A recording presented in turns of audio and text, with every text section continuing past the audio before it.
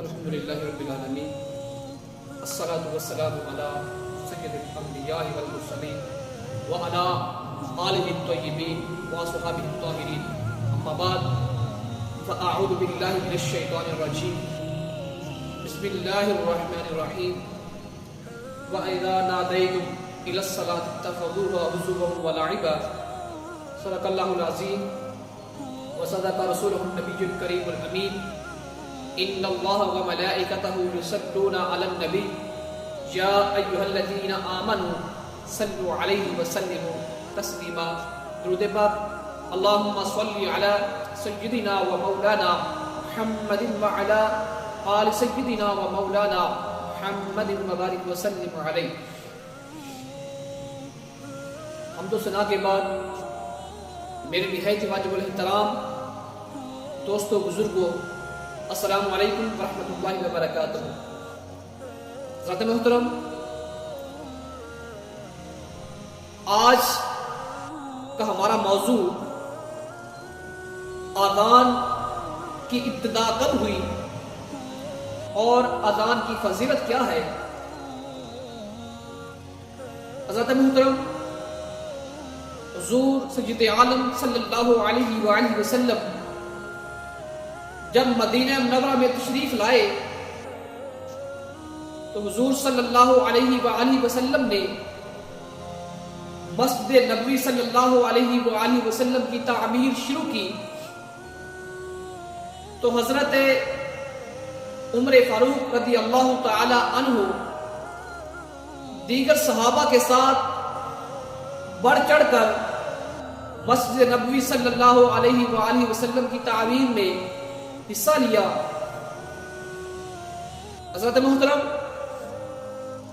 جب مسجد کی تعمیر مکمل ہوئی تو اس امر کی ضرورت ہوئی کہ نماز کے لیے لوگوں کو بلانے کے لیے کسی نشانی کی ضرورت تھی کہ لوگوں کو کیسے نماز کے لیے بلایا جائے۔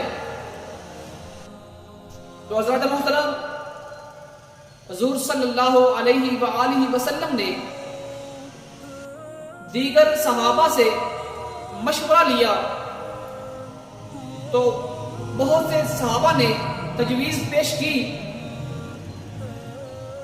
اس میں سے ایک تجویز پیش کی گئی کہ جب نماز کے لیے وقت ہو تو اس سے پہلے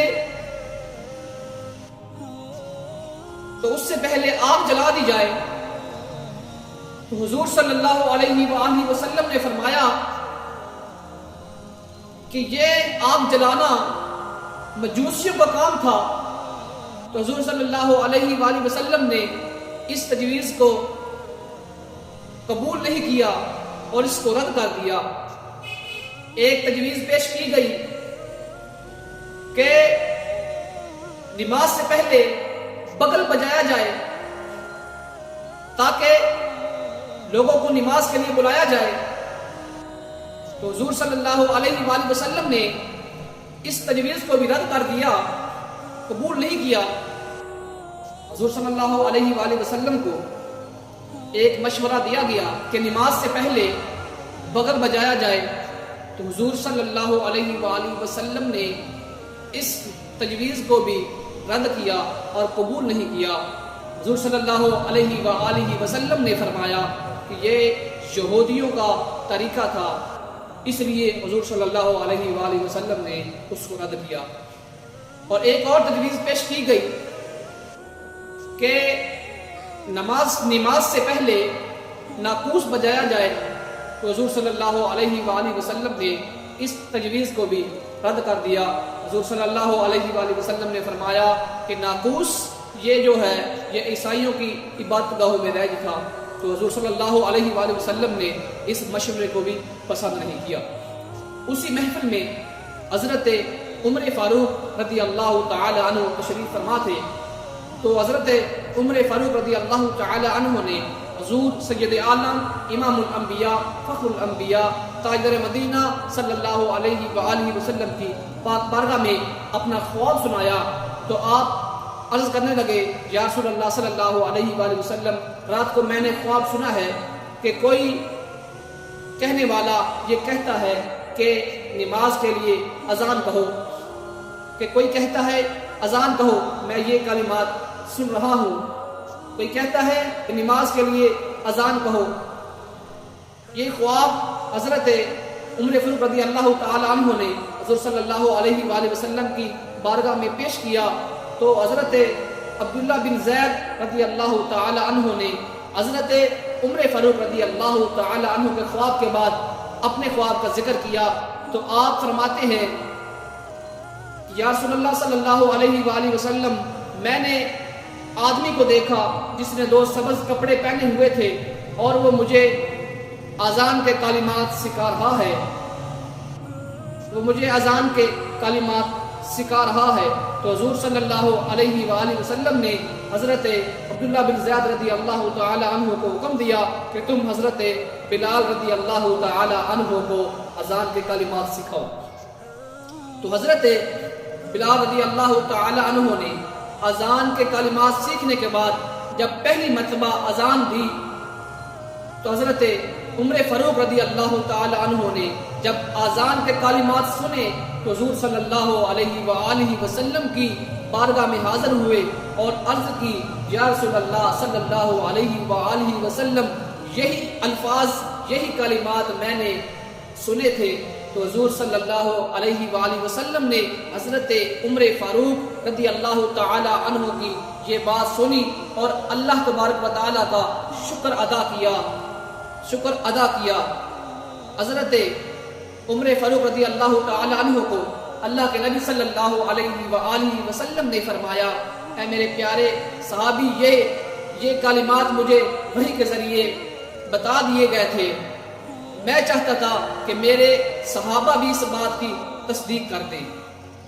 حضرت محترم، یہ تھا اذان کی ابتدا، اور میں اب آپ کو بتانے والا ہوں کہ جنت میں داخل ہونے کے علاوہ دنیاوی اذان کے کیا فائدے ہیں، کہ دنیا میں انسان کو اذان کے کیا فوائد حاصل ہوتے ہیں۔ حضرت محترم، اذان کا فائدہ یہ ہے کہ جب مؤذن اللہ اکبر کہتا ہے تو شیطان اتنی دور چلا جاتا ہے کہ جہاں اذان کی آواز نہ ہو۔ حضرت محترم، اور بھی فوائد بہت سارے ہیں کہ جب کسی گھر میں آگ لگ گئی ہو تو اذان پڑھے تو وہ جو آگ ہوتی ہے وہ بھی کم ہو جاتی ہے اور ختم ہونے لگتی ہے۔ اسی طرح حضرت محترم، جب آندھی ہو، طوفان چل رہا ہو، اس وقت بھی اگر اذان پڑھی جائے تو وہ آندھی اور طوفان بھی کم ہو جاتا ہے اور ختم ہو جاتا ہے۔ حضرت محترم، اور بھی بہت سارے فوائد ہیں۔ اگر کسی گھر میں کوئی پریشانی ہو، مثلاً بیماری بہت زیادہ ہو، اگر ملک میں ہی بیماری ہو تو بھی اذانیں پڑھنے سے وہ بیماری بھی ختم ہو جاتی ہے۔ اللہ کے نبی صلی اللہ علیہ وآلہ وسلم نے فرمایا لوگوں کے لیے اذان میں بہت سے فوائد ہیں۔ حضرت محترم، اللہ کے نبی صلی اللہ علیہ وآلہ وسلم نے فرمایا جب مؤذن اللہ اکبر کہتا ہے، تمام کلمات کہتا ہے جب، تو ہم سب کو چاہیے کہ ہم بھی مؤذن کے ساتھ ساتھ اذان کے کلمات کہیں۔ تو اللہ کے نبی صلی اللہ علیہ وسلم نے فرمایا جو مؤذن کے ساتھ تمام کلمات ادا کرتا ہے تو اللہ تبارک و تعالی اس کو سیدھا جنت میں داخل کر دیتے ہیں۔ حضرت محترم، یہ تھی اذان کی فضیلت، اور یہ بھی آپ کو بتانے والا ہوں کہ جو بندہ اذان سنتا ہے اور باتیں کرتا رہتا ہے اس کے لیے بھی اس میں وعید ہے کہ اللہ کے نبی صلی اللہ علیہ وآلہ وسلم نے فرمایا جو بندہ مؤذن کی اذان سنتا ہے اور اس پہ غور نہیں کرتا اور جو اپنے معمولات جو معمول کے کام ہے وہ کرتا رہتا ہے، اذان پر توجہ نہیں دیتا، تو اس کے لیے یہ وعید ہے، اس کے لیے یہ خطرہ ہے کہ جب وہ دنیا سے جائے گا یہ نہ ہو کہ اس کا ایمان سلامت نہ رہے۔ حضرات محترم، ہمیں جب اذان ہو اگر ہم قرآن پاک پڑھ رہے ہیں تو وہ بھی چھوڑ دینا چاہیے اور اذان کے کلمات ہمیں ادا کرنے چاہیے۔ اللہ تعالی ہمیں حضور صلی اللہ علیہ وآلہ وسلم کے امتی جو حضور صلی اللہ علیہ وآلہ وسلم سے پیار کرنے والے ہیں۔ حضرات محترم، ان میں رکھے۔ اسی طرح یہ تو ہمارے مسلمانوں کی یہ بات ہم کر رہے ہیں کہ جب ہم اذان پڑھتے ہیں تو پھر کیا ہوتا ہے؟ یہ بات ہوتی ہے کہ کوئی اپنا کام کر رہا ہے، کوئی باتیں کر رہا ہے، کوئی ہنس رہا ہے، کوئی فلمیں دیکھ رہا ہے، کوئی ڈرامے دیکھ رہا ہے، لیکن اذان پر توجہ نہیں دیتا۔ اسی طرح یہ تو ہم کرتے ہیں، لیکن جب مدینہ منورہ میں اذان ہوتی تھی وہاں پر بھی لوگ مذاق اڑاتے تھے۔ میں نے جو آپ کے سامنے آیت پڑھی تھی اس کا یہی موضوع تھا کہ جب اذان پڑھی جاتی، نماز کے لیے پکارا جاتا تو وہ لوگ مذاق کرتے تھے، یعنی نقلیں اتارتے تھے۔ ایک تو مدینہ منورہ میں ایک عیسائی رہتا تھا کہ جب اشہد ان محمد رسول اللہ صلی اللہ علیہ وآلہ وسلم کے کلمات ادا کیے جاتے تو وہ یہ کہتا تھا کہ جھوٹے پر اللہ کی لعنت ہو، جھوٹے کو اللہ آگ میں جلائے۔ تو پھر کیا ہوا اس کے ساتھ؟ اس کا ایک غلام تھا، وہ آگ لے کر گھر کے اندر داخل ہوا تو ایک چنگاری اٹھی، پورے گھر میں پھیلی، اس نے تمام گھر والوں کو جلا کر راکھ کر دیا۔ یہ تھا اذان کے مذاق اڑانے والوں کا حال۔ ہمیں چاہیے کہ ہم صحیح طریقے سے اذان پر توجہ دیں اور جو مؤذن کلمات کہے ہمیں بھی اس کے ساتھ پڑھنے کی اللہ تبارک و تعالیٰ توفیق عطا فرمائے۔ وما علینا الا البلاغ المبین۔